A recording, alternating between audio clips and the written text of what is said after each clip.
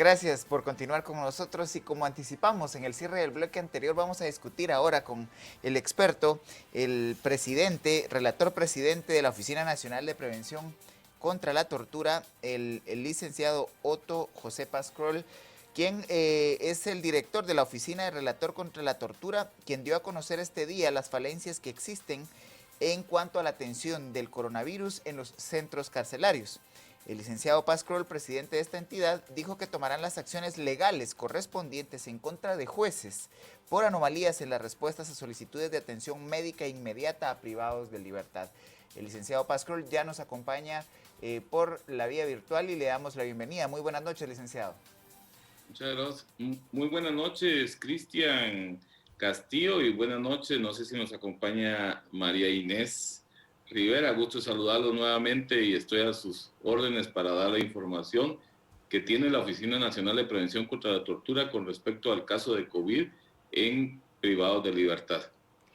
Relator, buenas noches. Pues si nos puede empezar poniendo un poco en contexto respecto a esto. Hablemos de cuántos hisopados se han hecho en privados de libertad, cuántos positivos tenemos, si han habido muertes, si usted nos puede informar un poco acerca de la situación que existe en los centros carcelarios del país. Claro, María Inés. Nosotros hemos realizado los monitoreos constantes a todos los centros carcelarios que tenemos en Guatemala. Tenemos 23 cárceles administradas por el sistema penitenciario y tenemos todavía en Guatemala 9 cárceles públicas administradas por Policía Nacional Civil. En el caso que usted me hacía la pregunta, tenemos 433 hisopados realizados por el Ministerio de Salud únicamente a 15 centros de prevención donde hay albergados privados de libertad. Nosotros monitoreamos 23 del sistema y 9 de PNC, un total de 32 centros, pero el Ministerio de Salud solo ha realizado hisopados en 15 centros y únicamente a 433 privados de libertad, teniendo nosotros una población registrada de privados de 26.142 hasta el día de hoy. Prácticamente es muy poco los hisopados practicados por el Ministerio de Salud a la población privada de su libertad. En contagiados, ya con resultados positivos, tenemos hasta la presente fecha, hasta el día de hoy, 202 contagiados privados de libertad, únicamente en 12 centros que se han dado estos resultados y a los privados de libertad.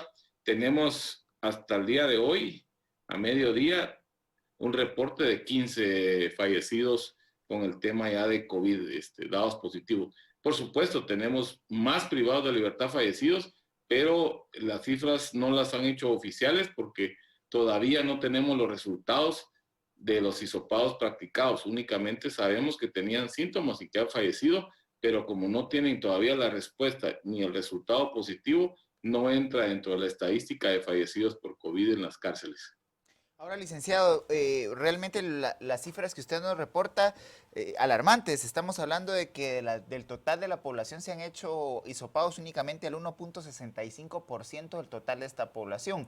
¿Cuáles son los criterios para aplicar los hisopados? Estamos hablando de menos de 500 pruebas que se han practicado en estos 12 centros carcelarios.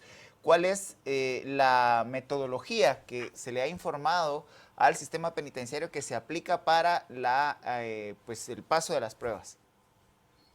Sí, fíjese que el criterio únicamente lo utilizan los directores de los centros. En este caso es el director de la Policía Nacional Civil y el director del sistema penitenciario. Ellos deben de coordinar con el Ministerio de Salud para realizar las pruebas y los hisopados correspondientes. Tenemos un registro, como yo le decía anteriormente, de 9 cárceles públicas administradas por Policía Nacional Civil y en ninguna cárcel de estas se ha practicado ningún hisopado a ningún privado de libertad. Sin embargo, tenemos datos estadísticos que se han practicado hisopados a agentes de la PNC que custodian privados de libertad y que casi todos han dado positivos. Nosotros realizamos una visita la semana pasada a la costa sur, en la región sur, y hicimos una visita al preventivo de Mazatenango y 50 agentes, y tanto agentes del sistema penitenciario como trabajadores administrativos dieron positivos en la totalidad de hisopados practicados, pero a ningún privado de libertad se le practicó ningún hisopado. esa es preocupante para nosotros porque no se está atendiendo con los protocolos ni con las recomendaciones que nosotros hemos dado. La pregunta que usted hacía es el criterio que tiene cada director para pedir que se realicen los hisopados correspondientes. En algunos centros, los privados de libertad han solicitado ellos que puedan ingresar a laboratorios particulares para practicar sus hisopados. Sin embargo, no han autorizado las autoridades del sistema penitenciario a que ingresen estos laboratorios debidamente registrados por el Ministerio de Salud a realizar los hisopados correspondientes. Es una falta de voluntad, es un derecho que ellos tienen a la salud y a la vida principalmente, lo cual se está violentando por parte de las autoridades. Ahora bien, ingeniero, cuando hablamos pues de todo este tema de COVID-19, sabemos que las recomendaciones son pues el constante lavado de manos, el distanciamiento social y hablar de un distanciamiento social pues en un centro carcelario donde hay 374%, creo, según el CIEN, de sobrepoblación, es imposible. Digamos, ¿qué recomendaciones han hecho ustedes para que se lleven a cabo estos protocolos para, de cierta forma, reducir esos contagios de COVID-19 dentro de los privados de libertad? Muchas gracias, María Inés. Fíjese que nosotros como oficina, al principio, cuando se dio el primer caso positivo del primer privado de libertad en el preventivo de Quetzaltenango, lo dijimos, no se pueden aplicar protocolos establecidos a toda la población. Por ejemplo, el lavado de manos, como usted lo dice, el uso de la mascarilla. Nosotros lo hemos evidenciado en nuestra página oficial y en nuestra cuenta de Twitter, cómo encontramos a los agentes del sistema penitenciario. No utilizan los guantes para realizar la encomienda, no utilizan las mascarillas. No hay agua en los centros carcelarios. Los privados de libertad tienen que comprar su agua a los cisternas o camiones que les surten a ellos el agua, ellos mismos la compran, no hay agua en los centros.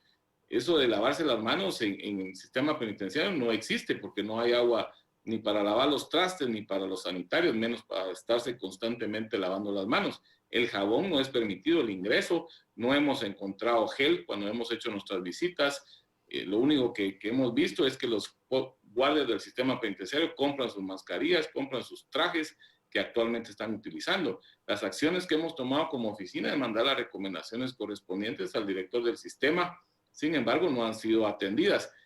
Ustedes se recordarán que presentamos una ley, precisamente un proyecto de ley al Congreso de la República, lo cual tampoco tuvo eco, pero vemos con buenos ojos la presentación actualmente que hace la Corte Suprema de Justicia y que ojalá se agilice para que ya no haya más fallecidos precisamente en este tema del COVID en privados de libertad.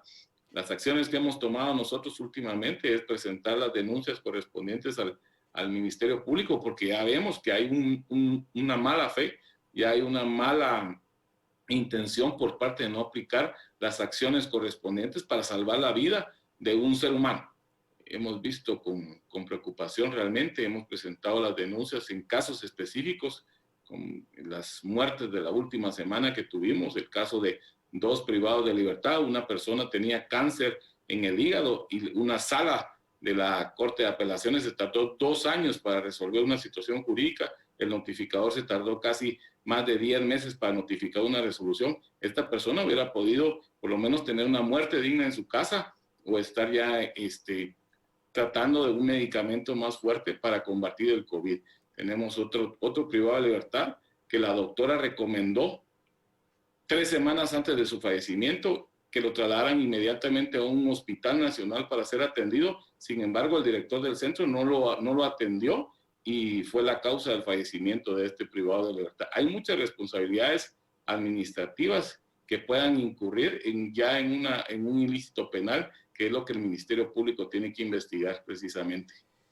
Licenciado Prasco, en su intervención anterior refería que posiblemente sean los guardias del sistema penitenciario y los trabajadores administrativos los que sean portadores, que estén llevando el virus hacia los centros carcelarios. ¿Hay otra forma de contagio de la población privada de libertad que esté generando vulnerabilidad ante el contagio de la COVID-19?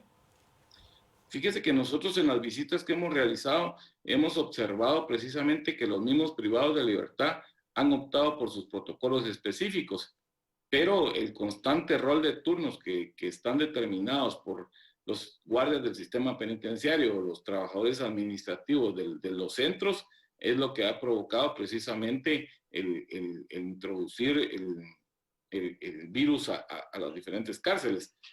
Y además de eso, también el traslado de los privados de libertad a los hospitales, en donde son atendidos también, que los guardias del sistema penitenciario entran pues custodiándolos a los privados sin ninguna protección y ningún protocolo y regresan al centro precisamente. Esto de determinar quién es el que entra el virus al centro es totalmente difícil y complicado, pero si usted se da cuenta en las estadísticas, por lo menos en los datos estadísticos tenemos en números de COVID en el sistema penitenciario, tenemos en el personal operativo, tenemos 61 agentes contagiados y tenemos personal administrativo 18. Estos son ya positivos.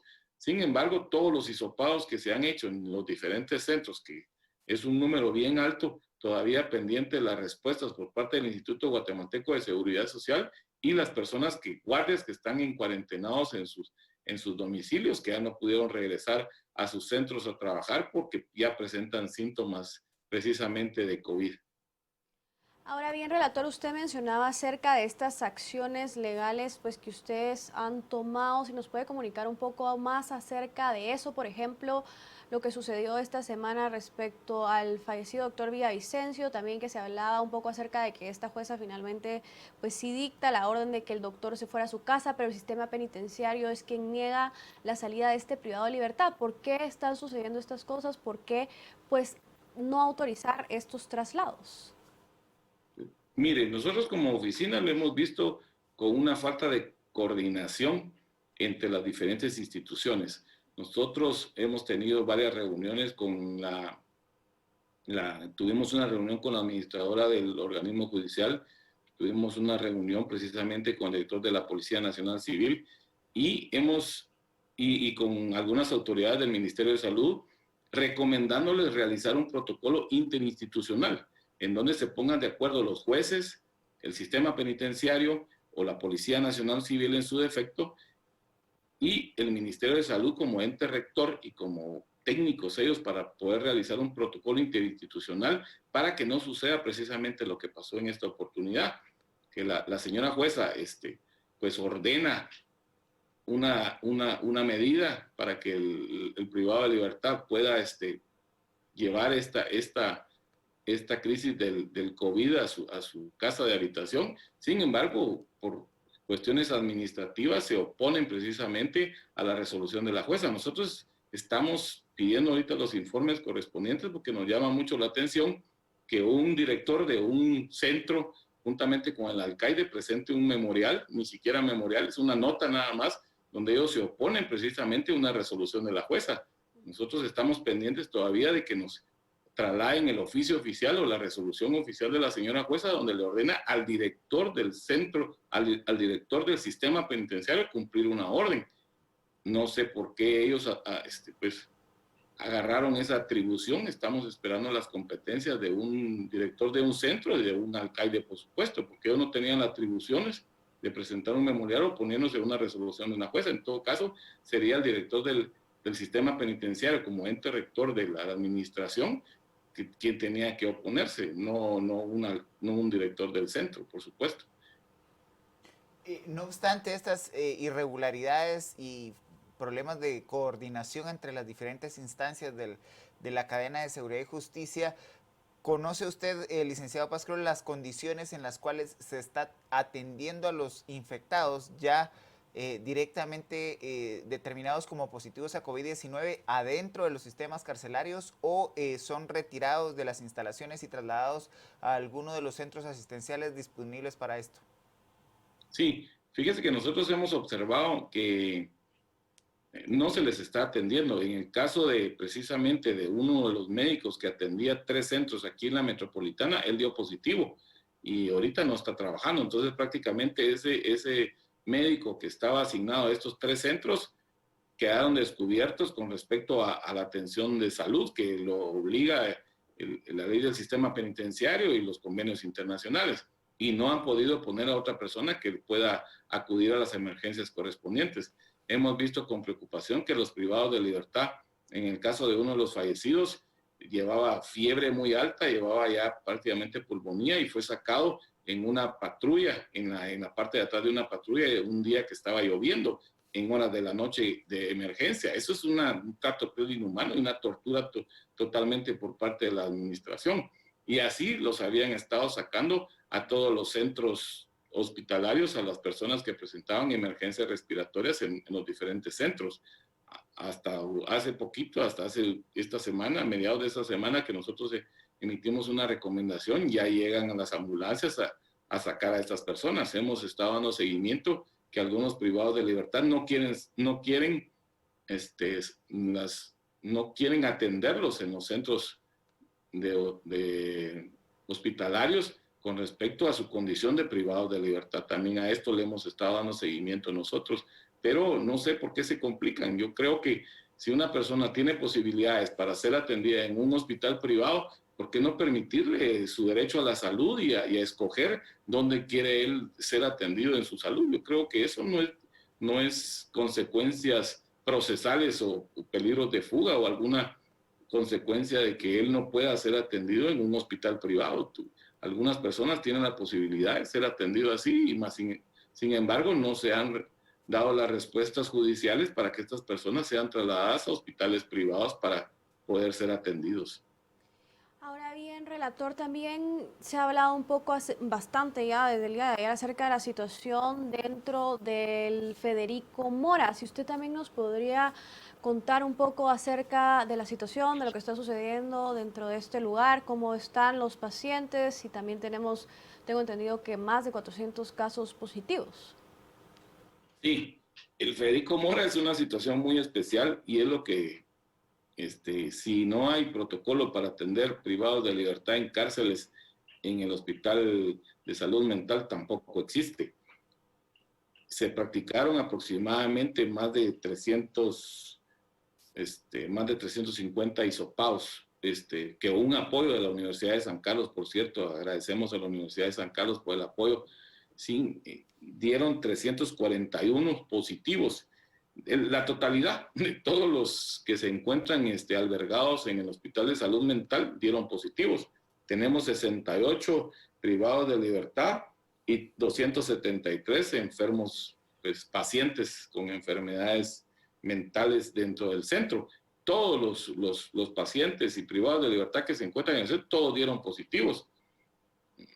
Prácticamente es un preocupante este tema para el Ministerio de Salud y para la dirección del sistema penitenciario de dar atención a estas personas que están prácticamente contagiadas de COVID. Y tengo entendido que también una parte muy grande de trabajadores administrativos también dieron positivo. 3 médicos precisamente que estaban ahí. Ya tenemos el dato estadístico de 2 fallecidos, un privado de libertad y un enfermero que trabaja para el Hospital de Salud Mental, ya fallecieron por contagio de COVID, y realmente no miramos acciones de ninguna autoridad con respecto a este tema. Es preocupante, nosotros estamos preocupados precisamente, hemos estado mandando las recomendaciones precisas y en constante comunicación con el director de Salud Mental por parte de nuestro relator Veras Papa, que es médico. Él tiene comunicación constante para darle seguimiento a esto. En el Hospital de Salud Mental no existe ningún lugar, no sé, algunas autoridades han dicho que hay un lugar ahí para poder atender a estas personas con COVID y un lugar en cuarentena. Eso no existe. Nosotros no hemos observado ningún lugar específico donde estas personas puedan llevar un tratamiento real y un lugar donde puedan ser atendidos con COVID. Eso no existe. Y el problema aquí es que estas personas privadas de libertad, me refiero a las privadas de libertad, que están en el Hospital de Salud Mental, no pueden ser remitidas a San Fraijanes II ni a ningún otro centro por su circunstancia especial y por la orden de juez que tiene de permanecer ahí. Estas personas no pueden estar en cuarentenadas ahí ni tampoco ser trasladadas al espacio que dice el director del sistema penitenciario que tiene para atender tema de COVID. Esa es la situación en San Juan de Dios precisamente, que todos dieron positivos, tanto privados de libertad como pacientes del hospital y también los trabajadores administrativos, los médicos. Pues es preocupante el contagio que hay ahí y el foco de contaminación que hay con COVID. Ahora, licenciado Paz, usted refería en una intervención anterior que pues las condiciones están poniendo en riesgo también a las personas que trabajan en la seguridad de los privados de libertad. ¿Hay alguna medida de protección o alguna acción para garantizar que cuenten los encargados de la seguridad penitenciaria con los insumos necesarios? No, realmente no. Nosotros vemos cuando hemos ido a los centros hospitalarios donde se encuentran privados o para verificar o hacer una visita de nuestra competencia, precisamente hemos encontrado guardias del sistema penitenciario sin las medidas de protección correspondientes. Es una deficiencia que de no dar los insumos correspondientes a las personas administrativas y operativas de diferentes direcciones. También PNC, que custodia privados de libertad, no hemos encontrado ninguna protección por parte de ellos. Y nosotros consideramos de que si no se le da la protección a ellos, pueden seguir con el foco de contaminación hacia los privados de libertad. Y ese es el tema. El tema es de que si los guardias no se les da la protección, pueden continuar contagiando más privados de libertad precisamente por la falta de insumos correspondientes y la falta de protección que ellos tienen en su ejercicio de su trabajo. Relator, y por ejemplo, en tema de recomendaciones o soluciones a corto plazo para resolver, yo entiendo esta situación que es bastante complicada, ¿qué han tomado en cuenta ustedes? Por ejemplo, las medidas sustitutivas o los procedimientos para otorgarlas son muy largos y extensos, o qué otro tipo de medidas se podrían tomar en estos momentos para apoyar la situación. Fíjese que nosotros hemos estado dando muchas recomendaciones y como lo decía al principio Cristian, hemos estado preocupados. Hoy precisamente veía yo una noticia de su reportero en donde hacía una lista de todos los órganos jurisdiccionales que van a estar atendiendo de forma virtual. Pero yo no escuché que los juzgados de ejecución vayan a trabajar de forma virtual. Ahorita tenemos un cómputo de más de 1,200 informes que la Subdirección de Rehabilitación del Sistema Penitenciario ya presentó a los juzgados de ejecución a través de sus abogados. Sin embargo, no pueden trabajarse porque los juzgados de ejecución se han recetado un rol de turno donde trabaja un turno cada 7 días hábiles. Prácticamente están trabajando de 2 o 3 turnos durante el mes. Y entonces, ¿cómo van a trabajar y sacar estos incidentes de libertad anticipada y estos informes? Estas personas, por derecho, no es que nosotros lo estemos diciendo ni presionando para que salgan, esas personas por derecho y por mandato legal ya tienen su forma de iniciar un incidente de libertad anticipada, y los órganos jurisdiccionales conocerlos y darlas si procede o no procede, pero no tenemos un órgano jurisdiccional que las esté conociendo. Nosotros hemos estado precisamente recomendándole a la presidenta de la Corte Suprema de Justicia que ponga atención precisamente con estos temas. Los tribunales de ejecución vemos con buenos ojos que por lo menos ahora ya van a estar trabajando de forma virtual, celebrando los debates públicos, y que para que la mora judicial que ya viene desde el 2000, ya hay audiencias ya agendadas para el 2024, yo creo que se puedan agilizar y que esto no siga creciendo. Las medidas sustitutivas que los conozcan los jueces de instancia que están llegando, porque no todos están llegando, hay juzgados que están cerrados. Entonces la falta de voluntad precisamente para que estas personas no sigan contagiándose en los centros, o que que no sigan muriendo en los centros por contagio, pueda disminuirse grandemente. Nosotros el día de hoy mandamos las recomendaciones correspondientes y era aplicar los protocolos de reacción ante los casos de COVID y dar a conocer los resultados de las pruebas lo antes posible. De la cantidad de hisopados que tenemos, ya tenemos 15 o 20 días que todavía no tenemos los resultados de los hisopados. Y el problema es que en los centros carcelarios no hay distanciamiento social. Si a un privado de libertad se le hizo el día de hoy un hisopado y se encuentra en un sector donde hay más de 500 privados de libertad, pues hay un riesgo de que esta persona vaya a contagiar a los 500, y es es lo que dicen las autoridades del Ministerio de Salud, que si uno positivo da en un sector donde hay más de 500 es porque los 500 están ya prácticamente contagiados. Y ese dato del índice no lo tenemos precisamente oficial, ¿verdad? Pues agradecemos, licenciado Pascual, que haya atendido el llamado de Canal Antiguo y haya informado la preocupante situación de la población reclusa del país y el llamado a las diferentes instancias de salud y de seguridad y justicia para poder atender la problemática. Muy buenas noches. Muchas gracias, yo le agradezco, Cristian y Marinés. Muy buenas noches. Feliz noche. Marinés, es una situación complicada Sí, en el sistema penitenciario. Así es, Cristian, es una situación bastante delicada y pues al final del día son también personas, ¿no? El tema del Federico Mora, que también es bastante preocupante con tantos casos, incluso el personal contagiado, y es más preocupante que las autoridades no le estén poniendo atención a esto. Y vamos hacia un fin de semana, en donde también esperamos que hayan nuevas disposiciones presidenciales, Sí. Marinés. Así es, a la espera, pues el próximo domingo de las nuevas disposiciones, hoy sí. Y deberemos estar atentos precisamente porque Canal Antigua estará transmitiendo el análisis de aquellas disposiciones que sean presentadas el próximo domingo en cadena nacional. Así que estar siempre atentos a los noticieros de Canal Antigua para informarse. Agradecemos su sintonía y le deseamos muy buena noche.